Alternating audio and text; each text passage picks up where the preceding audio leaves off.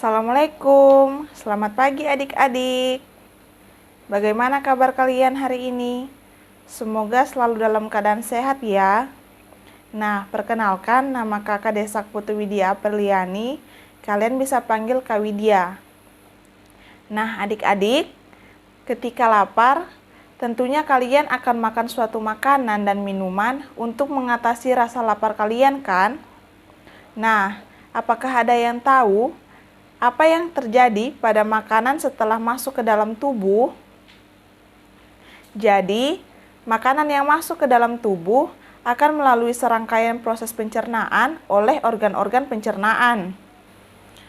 Nah, adik-adik, sebelum kita memulai pembelajaran kita pada hari ini, mari kita sama-sama berdoa supaya apa yang kita pelajari pada hari ini bisa bermanfaat bagi kita ke depannya. Nah, pada hari ini kita akan belajar tentang sistem pencernaan makanan. Jadi, setelah pembelajaran kali ini, kalian diharapkan mampu untuk menjelaskan organ-organ pada sistem pencernaan. Selanjutnya, kalian diharapkan mampu untuk menjelaskan makanan yang sehat, bergizi, dan seimbang. Yang ketiga, kalian diharapkan mampu untuk menjelaskan sistem pencernaan pada hewan memamah biak. Dan yang terakhir, kalian diharapkan mampu untuk menjelaskan gangguan yang terjadi pada sistem pencernaan. Nah, untuk menambah wawasan kalian tentang sistem pencernaan, jadi kalian harus memperhatikan penjelasan dari kakak ya. Nah, sistem pencernaan sendiri itu tersusun dari beberapa organ pencernaan. Yang pertama yaitu ada mulut. Nah, mulut ini merupakan organ pencernaan yang pertama yang bertugas dalam proses pencernaan makanan. Jadi, mulut ini memiliki fungsi utama untuk menghancurkan makanan sehingga ukurannya cukup kecil untuk dapat ditelan ke dalam perut. Nah, di dalam mulut ini terdapat beberapa komponen. Yang pertama ada lidah. Nah, lidah ini berfungsi sebagai indera pengecap atau perasa. Jadi, di lidah itu kita dapat merasakan berbagai rasa dari makanan yang kita makan. Seperti misalnya rasa asin, manis, pahit, ataupun asam. Nah, kenapa kita bisa merasakan rasa-rasa itu? Itu karena di permukaan lidah terdapat sel-sel papila lidah yang tersusun dari sel-sel syaraf. Nah, si sel-sel syaraf inilah yang nantinya akan meneruskan rasa-rasa yang kita tangkap untuk dapat diteruskan ke dalam otak. Selanjutnya itu ada gigi. Nah, gigi pada manusia khususnya itu terbagi menjadi 3 macam. Yang pertama ada gigi seri yang berfungsi untuk memotong makanan. Yang kedua ada gigi taring yang berfungsi untuk menyobek makanan. Yang ketiga ada gigi geraham yang berfungsi untuk mengunyah makanan. Selanjutnya itu ada kelenjar ludah. Nah, si kelenjar ludah ini berfungsi untuk membasahi makanan sehingga mudah untuk ditelan. Kemudian di kelenjar ludah itu terdapat sebuah enzim, yaitu enzim amilase yang berperan atau bertugas untuk memecah amilo menjadi glukosa. Jadi itulah kenapa pada saat kita mengunyah nasi, ketika semakin lama dikunyah, maka nasi itu akan terasa semakin manis karena ada bantuan si enzim amilase tadi. Organ pencernaan selanjutnya yaitu ada kerongkongan. Nah, kerongkongan ini merupakan saluran pencernaan yang menghubungkan antara mulut dan lambung.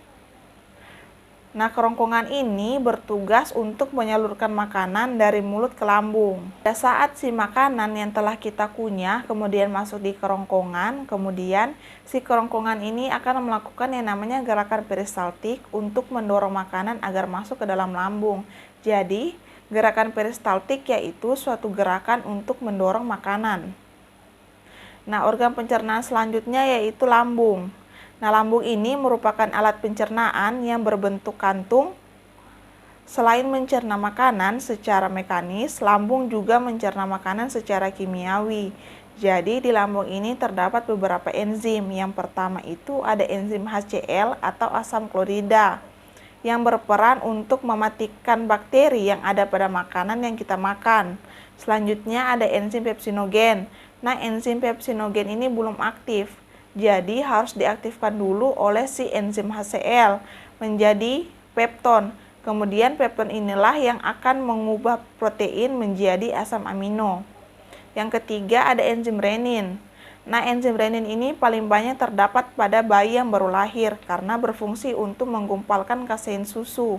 Yang keempat ada mukosa atau lendir yang bertugas untuk melindungi lambung pada saat melakukan gerakan peristaltik agar tidak si lambung agar tidak tergesek atau tergores.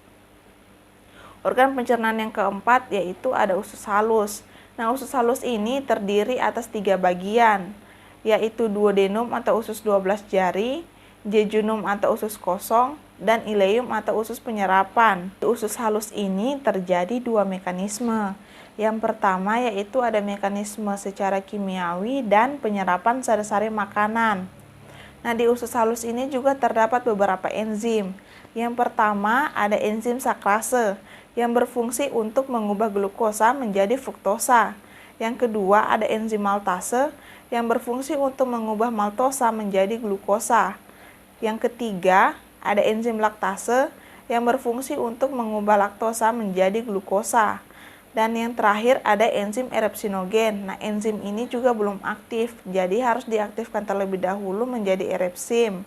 Lalu si erepsin ini akan mengubah pepton menjadi asam amino.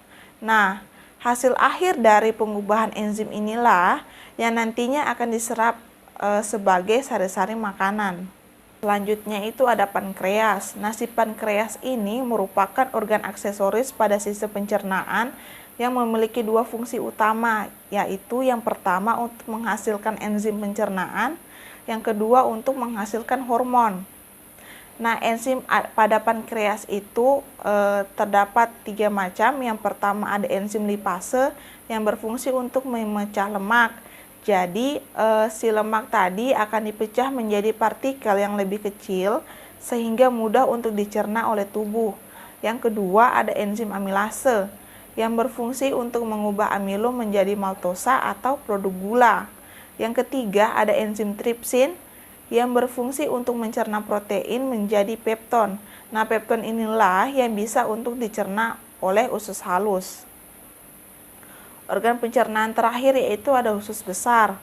Nah, zat-zat yang tidak diserap usus halus selanjutnya akan masuk ke usus besar atau kolon. Nah, di usus besar ini terjadi penyerapan air dan pembusukan sisa-sisa makanan oleh bakteri pembusuk. Jadi pada saat sisa-sisa makanan dari usus halus ketika masuk di usus besar dalam keadaan yang terlalu encer, maka kadar air yang berlebihan tadi akan diserap oleh usus besar sehingga feses atau sisa-sisa makanan tadi tidak terlalu encer. Kemudian pembusukan tadi dilakukan oleh bakteri yang hidup di usus. Nah, akhir dari sisa makanan akan dikeluarkan dalam bentuk kotoran atau feses melalui anus. Nah, agar sistem pencernaan kita selalu tetap dalam keadaan sehat dan terhindar dari gangguan-gangguan pada sistem pencernaan, tentunya kita harus mengkonsumsi makanan-makanan yang sehat dan bergizi, yang mengandung zat gizi yang lengkap, yang terdiri dari karbohidrat. Nah, si karbohidrat ini tersusun dari unsur karbon, hidrogen, dan oksigen. Nah, jenis karbohidrat yang biasa dikonsumsi jenisnya bermacam-macam, misalnya gula, tepung atau amilum, dan serat atau selulosa. Nah, karbohidrat ini merupakan zat makanan yang kita peroleh dari tumbuh-tumbuhan, misalnya padi-padian atau umbi-umbian. Selanjutnya ada lemak. Nah, lemak ini tersusun oleh unsur karbon, hidrogen, dan oksigen. Selain sebagai sumber energi, lemak juga merupakan penyusun membran sel sebagai pelarut vitamin A, D, E, dan K, serta sebagai cadangan makanan bagi tubuh. Nah, lemak ini dapat diperoleh dari tumbuhan maupun hewan. Nah, beberapa makanan yang mengandung banyak lemak, misalnya kacang-kacangan, minyak goreng, daging, ataupun susu. Zat gizi selanjutnya yaitu ada protein. Nah, protein ini tersusun oleh unsur karbon, hidrogen, dan oksigen, kemudian nitrogen. Nah, bagi tubuh, protein ini memegang peranan yang sangat penting untuk pertumbuhan dan mengganti sel-sel tubuh yang rusak. Selain itu, protein juga diperlukan sebagai pembangun enzim. Nah, protein nabati dapat diperoleh dari makanan yang berasal dari tumbuhan, misalnya kacang-kacangan. Adapun protein hewani diperoleh dari sumber hewan, misalnya ikan, daging, ataupun telur. Kemudian ada vitamin. Nah, vitamin ini terbagi dari beberapa macam, ada vitamin A, B1, B2, B6, B12. Nah, untuk vitamin sendiri kita bisa temukan pada sayur-sayuran atau buah-buahan. Contohnya untuk vitamin A itu banyak terdapat di wortel. Vitamin C banyak terdapat pada jeruk dan berbagai macam buah-buahan lainnya. Nah, zat gizi berikutnya itu ada mineral. Nah, mineral ini merupakan bahan-bahan anorganik atau tak hidup. Jadi, tubuh kita sangat membutuhkan mineral untuk pembentukan struktur tubuh. Nah, beberapa mineral yang sangat dibutuhkan tubuh itu misalnya kalsium untuk pembentukan tulang dan gigi, zat besi untuk pembentukan hemoglobin, natrium untuk pembentukan proses kontraksi otot, dan fosfor untuk proses pembentukan energi dalam sel. Nah, zat gizi yang terakhir itu ada air. Nah, air sendiri kita bisa temukan di lingkungan sekitar kita. Itu bisa kita dapatkan di air-air mineral yang biasa kita konsumsi. Materi selanjutnya itu ada sistem pencernaan hewan memamah biak atau ruminansia. Nah, hewan memamah biak ini merupakan hewan herbivora murni. Dia disebut memamah biak karena memamah atau mengunyah makanannya itu sebanyak 2 fase. Fase pertama itu pada saat makanan yang direnggut kemudian akan dikunyah tidak sampai halus dan langsung ditelan.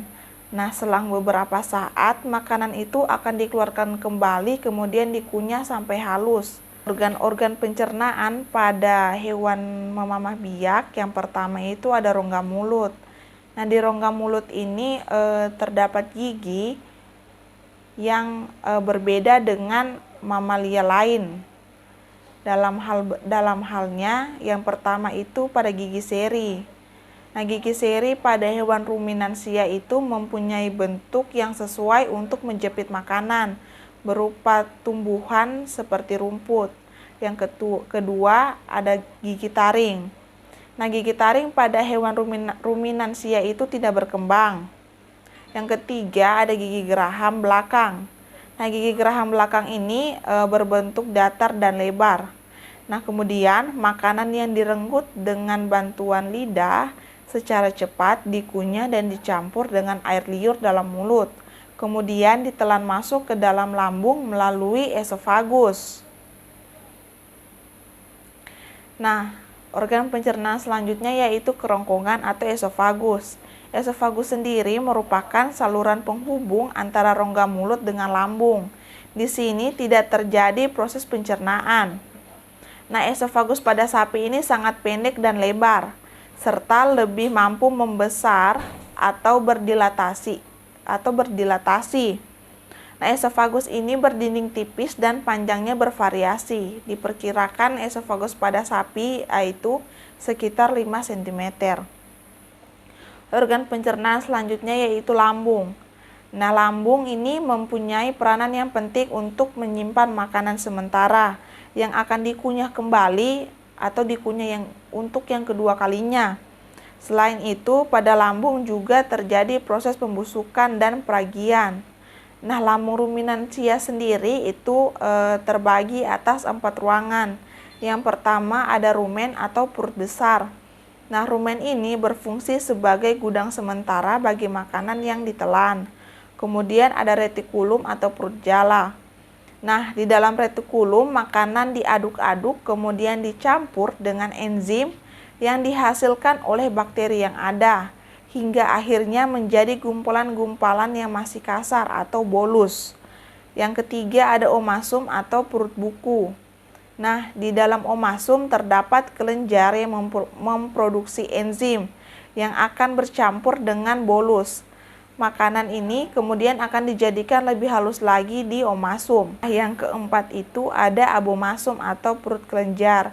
Nah, di dalam abomasum, makanan dicerna lagi dengan bantuan enzim dan asam klorida. Nah, abomasum ini merupakan perut yang sebenarnya karena di sini terjadi pencernaan sebenarnya secara kimiawi oleh enzim-enzim pencernaan.